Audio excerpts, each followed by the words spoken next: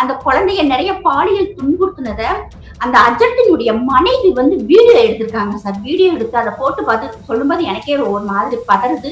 அஸ்ஸாம்ல MLA ஒருத்தர் பத்ருதீன் அஜ்மல் அவர் சொல்றாரு, இந்தியாவில் இருக்கும் இஸ்லாமியர்கள்ல 38% பேர் ஜெயில இருக்காங்கன்னு சொல்றாங்க சார். இது எவ்வளவு பெரிய ஷாக்கிங்கான விஷயம் பாருங்க.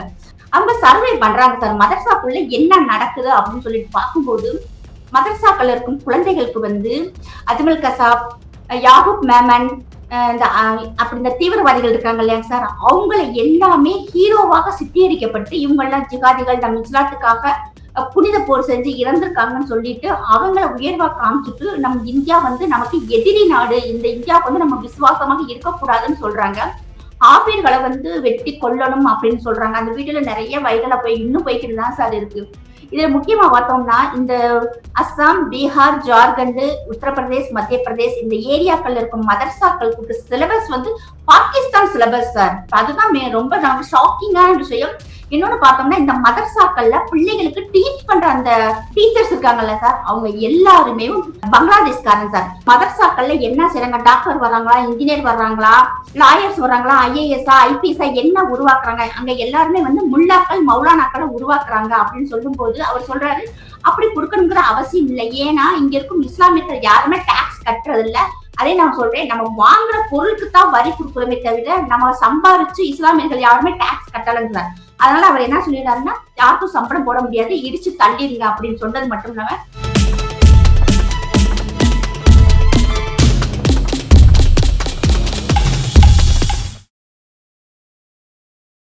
நாரதர் மீடியா உணர்வாளர்களுக்கு வணக்கங்கள். நான் உங்கள் விஜய் சின்னசாமி. இன்று நம்முடன் இணைந்திருக்கிறார் தேசியவாதி சஹானா பேகம் அவர்கள். வணக்கம் ஜி. வணக்கம் சார். பாஜக ஆளக்கூடிய அஸ்ஸாம்ல அந்த மாநிலத்தின் முதல்வராக இருக்கக்கூடிய ஹேமந்த பிஸ்வ சர்மா அங்கு இருந்த 600 மதர்சாக்களை இடித்ததாக செய்திகள் வருகிறது. அது மட்டும் இல்லாம இங்கு மதர்சாவே இருக்கக்கூடாது, தேவையில்லை அப்படின்னு சொன்னதாகவும் செய்திகள் வருகிறது. இதற்கான காரணமாக நீங்க என்ன பாக்குறீங்க? அங்க என்ன நடந்துட்டு சார்? அவர் சொன்னது உண்மைதான் சார். அவர் சிஎம் ஆக பொறுப்பேற்ற பின்னாடி அவங்கள்ட்ட சைன் வாங்க வந்திருக்காங்க. மதர்சாவுல இருக்கும் அஜர்த்துக்களுக்கு நாங்க சேலரி கொடுக்கணும் அப்படின்னு சொல்லிட்டு அவர் கேட்டிருக்காரு, எதுக்கு சேலரி கொடுக்கணும் அப்படின்ட்டு. நம்ம இத்தனை வருஷமா நம்ம கொடுத்துக்கிட்டு தான் இருக்கோம், எப்படி 70 வருஷமா நம்ம கொடுத்துக்கிட்டு தான் இருக்கிறோம் அப்படின்னு. அப்ப மதர்சாக்கள்ல என்ன செய்றாங்க, டாக்டர் வர்றாங்களா, இன்ஜினியர் வர்றாங்களா, லாயர்ஸ் வர்றாங்களா, ஐஏஎஸ்ஆ, ஐபிஎஸ்ஆ என்ன உருவாக்குறாங்க, அங்க எல்லாருமே முல்லாக்கள், மௌலானாக்களை உருவாக்குறாங்க அப்படின்னு சொல்லும் போது அவர் சொல்றாரு, அப்படி கொடுக்கணுங்கிற அவசியம் இல்லை. ஏன்னா இங்க இருக்கும் இஸ்லாமியர்கள் யாருமே டாக்ஸ் கட்டுறது இல்ல. அதே நான் சொல்றேன், நம்ம வாங்குற பொருளுக்கு தான் வரி கொடுக்குறோமே தவிர நம்ம சம்பாரிச்சு இஸ்லாமியர்கள் யாருமே டாக்ஸ் கட்டலங்க. அதனால அவர் என்ன சொல்லிடுறாருன்னா, யாருக்கும் சம்பளம் போட முடியாது, இடிச்சு தள்ளிடுங்க அப்படின்னு சொன்னது மட்டும் இல்லாம அவங்க சர்வே பண்றாங்க சார், மதரசாக்குள்ள என்ன நடக்குது அப்படின்னு சொல்லிட்டு பார்க்கும்போது மதரசாக்கள் இருக்கும் குழந்தைகளுக்கு அஜ்மல் கசாப், யாகூப் மேமன், அப்படி இந்த தீவிரவாதிகள் இருக்காங்க இல்லையா சார், அவங்கள எல்லாமே ஹீரோவாக சித்தரிக்கப்பட்டு இவங்கெல்லாம் ஜிகாதிகள் நம் இஸ்லாத்துக்காக புனித போர் செஞ்சு இறந்திருக்காங்கன்னு சொல்லிட்டு அவங்கள உயர்வா காமிச்சிட்டு நம்ம இந்தியா நமக்கு எதிரி நாடு, இந்த இந்தியாவுக்கு நம்ம விசுவாசமாக இருக்கக்கூடாதுன்னு சொல்றாங்க. ஆபீர்களை வெட்டி கொல்லணும் அப்படின்னு சொல்றாங்க. அந்த வீடியோல நிறைய வயதுல போய் இன்னும் போய்கிட்டு தான் சார் இருக்கு. இதுல முக்கியமா பார்த்தோம்னா இந்த அஸ்ஸாம், பீகார், ஜார்க்கண்ட், உத்தரப்பிரதேஷ், மத்திய பிரதேஷ் இந்த ஏரியாக்கள்ல இருக்கும் மதரசாக்களுக்கு சிலபஸ் பாகிஸ்தான் சிலபஸ் சார். அதுதான் ரொம்ப ஷாக்கிங்கான விஷயம். இன்னொன்னு பார்த்தோம்னா இந்த மதரசாக்கள்ல பிள்ளைகளுக்கு டீச் பண்ற அந்த டீச்சர்ஸ் இருக்காங்கல்ல சார், அவங்க எல்லாருமே பங்களாதேஷ்காரன் சார். இந்தியாவுல இருக்கிற ஒரு இஸ்லாமியருக்கு யாரு, பாகிஸ்தான்ல இருக்கிற பாகிஸ்தான் சப்ஜெக்ட் டீச்சர் பங்களாதேஷ்காரன். அவங்களுக்கு கொடுக்குற சம்பளம் யாருதுன்னா இங்க இருக்கும் மக்களுடைய சம்பளம். இப்ப ஒரு சின்ன எக்ஸாம்பிள் சொல்றேன் சார். அவர் ஏன் வேண்டாம் அப்படின்னு சொல்றாங்க. இப்ப நமக்கு பக்கத்து மாநிலம் கேரளா இருக்குங்க சார். அந்த கேரளாவுடைய டோட்டல் பாப்புலேஷன் 3,56,56 ஒரு 57 லட்சம் வச்சுக்கோங்க சார். அதுல முஸ்லிம்ஸ் 88,73,000 சில்லற, அதாவது 28% சார் அங்க இருக்கும் மக்கள். அங்க இருக்கிற மதரசாக்களோட எண்ணிக்கை 21,683 சார். சரியா? அந்த 21,683 மதரசாக்களுக்கு 2,04,683 டீச்சர்ஸ் சார். பாத்துக்கங்க அங்க இருக்க. ஆனா ஆக்சுவலா அங்க இருக்கிற பஞ்சாயத்து 941.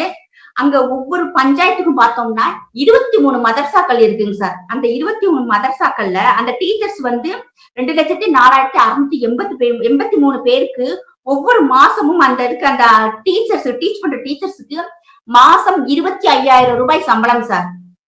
பாத்துக்கங்க. இது மட்டும் இல்லாம பென்ஷன், அதாவது வயசானவங்களுக்கு பென்ஷன், மதர்சாவில் இருக்க அந்த அஜர்த்துகளுக்கு பென்ஷன் வந்து 2 லட்சம் பேருக்கு 6,000 ரூபாய் கொடுக்குறாங்க சார். அப்ப சேலரி அண்டு பென்ஷன் இது மட்டுமே பார்த்தோம்னா ஒரு மாசத்துக்கு 632 கோடி ரூபாய் வருதுங்க சார் ஒரு மாசத்துக்கு. இதே பார்த்தோம்னா இந்த பென்ஷனும் இவங்களுக்கு கொடுக்குற சேலரி மட்டுமே வந்து இப்ப 25,000 வந்து 512 கோடி ரூபாய், இந்த 6,000 பென்ஷன் வந்து 120 கோடி ரூபாய் சேர்ந்துதான் 632 கோடி சார். இந்த 632 கோடி ஒரு வருஷத்துக்கு கணக்கு பார்த்தோம்னா 7,580 கோடி ரூபாய் மதர்சாக்களுக்கு மட்டும் சேலரியாக போகுதுங்க சார். இது வந்து அங்க இருக்கும் எஜுகேஷன் மினிஸ்டர் KT ஜலீல் வந்து அசம்பிளிலே வந்து ஓப்பனா சொல்லியிருக்காருங்க சார். இது இப்பயுமே வந்து நமக்கு வெப்சைட்ல இதை விட அதிகமான டீடைல்ஸ் கிடைக்குதுங்க சார். இப்ப வெறும் பார்த்தோம்னா 21,683 டீச்சர்ஸ்க்கு மட்டுமே வந்து ஒரு 7,000 வருஷத்துக்கு 8,000 கோடி ரூபாய் வந்து சேலரியா கொடுக்குறாங்க. இதுல பார்த்தோம்னா 84% டாக்ஸ் கட்டினது ஹிந்து சார். அதனாலதான் அவரு எங்க ஹிந்து மக்கள் சம்பாதிச்சு கொடுக்குற டாக்ஸ்ல உங்களுக்கு நான் சேலரி கொடுக்க முடியாதுன்னு சொல்லிட்டு அவர் இடிச்சது. அதுல அவர் இடிச்சிட்டு ஒன்னும் கல்யாண மண்டபம், சினிமா தேட்டர்ல ஒன்னும் கட்டலைங்க சார்.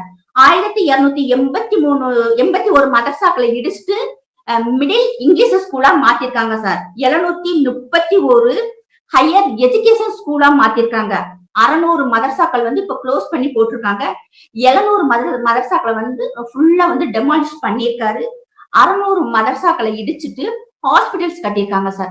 நிறைய பள்ளிவாசல்களை இடிச்சதுல வந்து மெடிக்கல் காலேஜ்களை கட்டிக்கிட்டு இருக்காங்க. அவர் என்ன சொல்றாருன்னா, எங்க பிள்ளைக வந்து அஜர்த்தாக வேண்டாம், முல்லாவாக, அறிவில்லாத முல்லாவாக ஆக வேண்டாம். எங்களுக்கு டாக்டர்ஸ் வேணும், இன்ஜினியர்ஸ் வேணும், டீச்சர்ஸ் வேணும், மிலிட்டரி ஆபீசர்ஸ் தான் என் பிள்ளைக வேணும் அப்படின்னு. அப்ப பத்திரிகைக்காரங்க கேக்குறாங்க, அவங்களுக்கு உண்டான என்ன படிக்கணும்னு நீங்க ஏன் முடிவு பண்றீங்க? அவங்க பேரண்ட்ஸ் தானே முடிவு பண்ணணுங்கும் போது அவங்க பேரண்ட்ஸுக்கு அந்த அளவுக்கு நாலேஜ் இல்லை. என்னுடைய மாநில மக்கள் எப்படி முன்னேறணும்னு முடிவெடுக்க வேண்டிய ஸ்தானத்துல நான் இருக்கேன். என் பிள்ளை வந்து நான் என்ன படிக்க வைக்கணும்னு நினைக்கிறேனோ அதே மாதிரி என்னுடைய சகோதரனுடைய குழந்தையும் என் சகோதரனுடைய குழந்தையுமே வந்து கண்டிப்பாக நல்லா படிச்சு முன்னேறணும் தான் நான் அப்படி செய்யறேன் அப்படின்ட்டாரு. இத பார்த்தோம்னா அஸ்ஸாமில் இருக்கும் இஸ்லாமியர்கள் மத்தியில வந்து ஒரு அவேர்னஸ கொடுத்து இப்ப பிள்ளைகள் எல்லாம் நல்லா படிக்கிறாங்க சார். அவர் மேல நம்மளே நிறைய வீடியோ பார்த்திருக்கோம். அவரை வந்து மாமான்னு சொல்லி கூப்பிட்டு ரொம்ப அட்டாச்மெண்டா இருக்காங்க சார். இது ஒண்ணு. இன்னொன்னு பார்த்தோம்னாங்க சார், உத்தரப்பிரதேசத்துல வந்து கிட்டத்தட்ட 16,500 மதர்சாக்கள் ரிஜிஸ்டர் பண்ணிருக்குங்க சார். ரிஜிஸ்டர் பண்ணாம 8,500 மதர்சாக்கள் இருக்கு. இன்னும் கிட்டத்தட்ட ஒரு 20,000க்கு மேற்பட்ட மதர்சாக்கள் குடிசை தொழில் மாதிரி வீட்டுக்குள்ள சின்ன சின்ன இடங்கள்ல வந்து நடத்துறாங்க சார். இதுல அந்த மதர்சாக்கு வர்ற குழந்தைகள்ல வந்து நிறைய பாலியல் துன்புறுத்தல் பண்றாங்கன்னு சொல்லி வீடியோ ஃபுட்டேஜோட வந்து கண்டுபிடிச்சு கொடுத்துருக்காங்க சார். அப்ப அந்த குழந்தையுடைய தாயே வந்து அந்த மதர்சா அந்த அதர்த்தை வந்து விளக்கமாறு வச்சு அடி நடிச்சுட்டு போலீஸ்ல போய் கம்ப்ளைண்ட் கொடுக்குறாங்க சார். அப்ப அங்க இருக்கும்போது போலீஸ் ஆக்ஷன் பண்றாங்க. டெல்லியில நடந்தது இது. ஆனா ஜமாத்தார்கள் வந்து விடமாட்டேங்கிறாங்க சார். இது வந்து இஸ்லாத்துக்கு கேடு. அவே பொம்பளை பிள்ளைய பாலியல் துன்புறுத்தினது இஸ்லாத்துக்கு கேடு இல்லையா, ஆனா அவங்க வந்து போலீஸ்ல போய் கம்ப்ளைண்ட் கொடுத்தது இஸ்லாத்துக்கு கேடுன்னு சொல்லிட்டு அவர் பேர் வந்து அந்த அந்த குழந்தையோட அப்பா பேரு அப்துல் சத்தார், அவங்க அம்மா பேரு ரொக்கையா பேகம் சார். அந்த பாப்பாவுடைய முகத்தை வந்து பெரும்பாலும் யாரும் காட்டல, சின்ன குழந்தை வேண்டாம் அப்படின்னு சொல்லிட்டு அவங்க அவங்க அம்மா வந்து நான் கேஸ் கொடுக்காம விடவே மாட்டேன் அப்படின்ட்டு கேஸ் கொடுத்துட்டாங்க. ஆனா ஜமாத்துல கூப்பிட்டு இவங்க 2 பேரையும் சத்தம் போட்டதுனால அந்த குழந்தையோட அப்பா வந்து வேண்டாம் நீ கேஸ வாபஸ் வாங்குங்கிறாங்க. அந்த பெண் வந்து மாட்டேன்னு சொல்லிட்டு இப்ப அந்த குழந்தையும் அம்மாவும் தனியாகவும் அந்த குழந்தையோட அப்பா தனியா இருக்காங்க சார். இப்ப வந்து சட்ட போராட்டம் நடத்திக்கிட்டு இருக்கிறாங்க. எப்படியாவது அந்த மதர்சாவுல வந்து அந்த அதர்த்துக்கு தண்டனை வாங்கி கொடுக்கணும்னு சொல்லிட்டு. இதுல மிக கொடுமையான விஷயம் வந்து அந்த குழந்தைய நிறைய பாலியல் துன்புறுத்தினத அந்த அஜர்த்தினுடைய மனைவி வந்து வீடியோ எடுத்திருக்காங்க சார். வீடியோ எடுத்து அதை போட்டு பார்த்து சொல்லும்போது எனக்கே ஒரு மாதிரி பதறுது. அந்த மனைவி வந்து அந்த அந்த வீடியோஸை ஃபுல்லாவே எடுத்து வச்சு அதெல்லாம் ரொம்ப வேற மாதிரி எல்லாம் போயிடுச்சுங்க சார். இப்ப நிறைய பிரச்சனைகள் இதை கொண்டு வந்து மக்கள்கிட்ட அடி வாங்கியிருக்காங்க சார். இருந்தாலும் திருந்த மாட்டேங்கிறாங்க. ஆனா அந்த பெண் ரொக்கையா வந்து இல்ல, நான் வந்து என் குழந்தைக்காக நான் போராடுவேன், இது அசிங்கமே இல்ல, ஏன்னா இன்னைக்கு இப்படி பண்ணவே நம்ம பயந்து அசிங்கம் நினைச்சு ஒதுங்கிட்டோம்னா இன்னும் பல பல குழந்தைகள் அப்படி செய்வாங்க அப்படின்னு சொல்லிட்டு இது வேற குழந்தைகளுக்குமே நடந்துருக்குங்க சார். ஆனா வந்து இந்த பெண்ணுடைய தாயார் வந்து தைரியமா வந்து சட்ட போராட்டம் நடத்திட்டு இருக்காங்க சார். அதே மாதிரி குழந்தைகளுக்கு வந்து காவிர்களை நம்ம கொல்லணும் அப்படின்னு சொல்லிட்டு அதை சொல்லி கொடுக்குற வீடியோஸுமே வந்து நிறைய வந்துகிட்டு இருக்கு. அதனாலதான் சார் மதரசாக்கள் வந்து வேண்டாம். இதுல இன்னும் நம்ம முக்கியமா சொல்லணும்னா நிறைய மாநிலங்கள்ல மதரசாக்கள் வந்து டிஜிட்டலைஸ் பண்ணி கொடுத்துருக்காங்க சார். ஏசி போட்டு நிறைய வசதிகள் செஞ்சு கொடுத்துருக்காங்க. அங்க என்ன சொல்றாங்கன்னா நல்ல விதமான பாடம் சொல்லி கொடுங்க, பிள்ளைகளை வந்து அந்த மதரசா கல்வியோட நம்மளுடைய மாநில கல்வியும் சொல்லி கொடுங்கன்னு சொல்றாங்க. இவங்க மதரசாவில என்ன நடத்துறாங்கன்னு சொல்லிட்டு இப்ப வந்து மானிட்டர் பண்றாங்க சார், வாட்ச் பண்றாங்க இவங்க என்ன கல்வி சொல்லி கொடுக்குறாங்கன்னு சொல்லிட்டு. இதே மாதிரி உத்தரகாண்ட்லயுமே வந்து 117 மதரசாக்கள்ல ராமாயணமும் மகாபாரதமும் சிலபஸா கொண்டு வந்திருக்காங்க சார். இதையும் படி ஏதாவது படிச்சுட்டு முன்னேறு, உனக்கு அப்பயா புத்தி வருதான்னு பாக்கலாம்னு சொல்றாங்க சார்.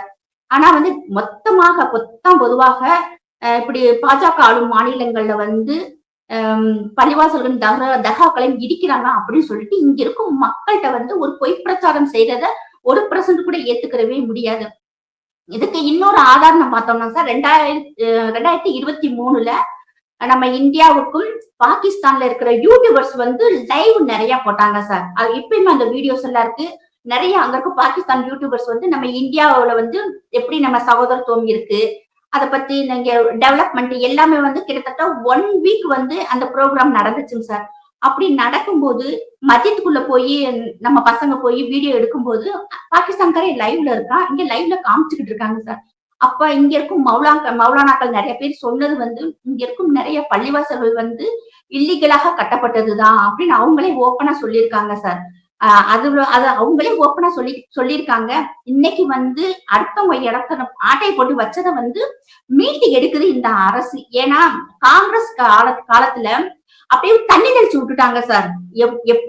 எப்படி வாழு அப்படின்ட்டு ஒரு வரைமுறை இல்லாம விட்டதனுடைய விளைவு இன்னைக்கு இருக்கும் பாஜக கவர்மெண்ட் எல்லாத்தையும் சரி செய்யறாங்க.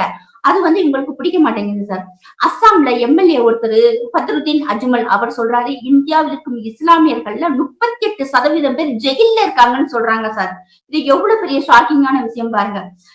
இது வந்து இந்தியன் முஸ்லிமா, பாகிஸ்தான் முஸ்லிமா, பங்களாதேஷ் முஸ்லிமானே தெரியல அவ்வளவு பேர். ஏன்னா எல்லாம் நிறைய இல்லீகலான பிசினஸ் பண்றது, ரேப்பு, திருடுறது, கொலை, கொள்ளை, கற்பல் என்னன்னா இருக்கோ. அதுவும் இல்லாம ஃபாரினர்ஸ் வெளிநாட்டுல இருந்து வர்ற நம்ம நாட்டுக்கு சுற்றுலா வரும் ஃபாரினர்ஸ ரேப் பண்றதுல இந்தியாவில் இருக்கும். அது குறிப்பா பார்த்தோம்னா டெல்லி தான் சார் முதல் இடத்துல இருக்கு அந்த பெண்களை ரேப் பண்ணி கொலை செய்யறதுல. இது பாகிஸ்தான் மீடியாவே வந்து டெல்லி தலைநகர் உள்ள ரேபிஸ்டுகளின் தலைநகர்னு சொல்லிட்டு ரொம்ப கிண்டல் பண்ணி கேவலமா பேசுற அளவுக்கு டெல்லியை கொண்டு வந்து விட்டுட்டாங்க சார். இப்ப இதுக்கு முன்னாடி காங்கிரஸ் பீரியட்ல நடந்த தவறுகளை வந்து சரி செய்யறாங்க, இடிக்கிறது உண்மைதான். இது வந்து ஒரு டெவலப்மெண்ட்டுக்காகவும் அடுத்த நேரத்துல ஆட்டையை போட்டு வச்சு சரி செய்யறாங்க, அவ்வளவுதான். இதுல இந்துக்களுடைய கோயில்களும் ஈடுபடுது. அவங்க யாரும் ஒப்பாரி வைக்கல. இங்க இந்த வீடியோக்கள் எல்லாம் காமிச்சு மக்களை வந்து மடைமாற்றுறது வந்து ரொம்ப சீப்பான விஷயமா தான் சார் தெரியுது. உங்களுடைய பொன்னான நேரத்தை ஒதுக்கி பல தகவல்களை நாரதன் மீடியாவுடன் பகிர்ந்து கொண்டதற்கு மிக்க நன்றிகள் ஜி. ஜெய் ஹிந்த், ஜெய் பாரத்.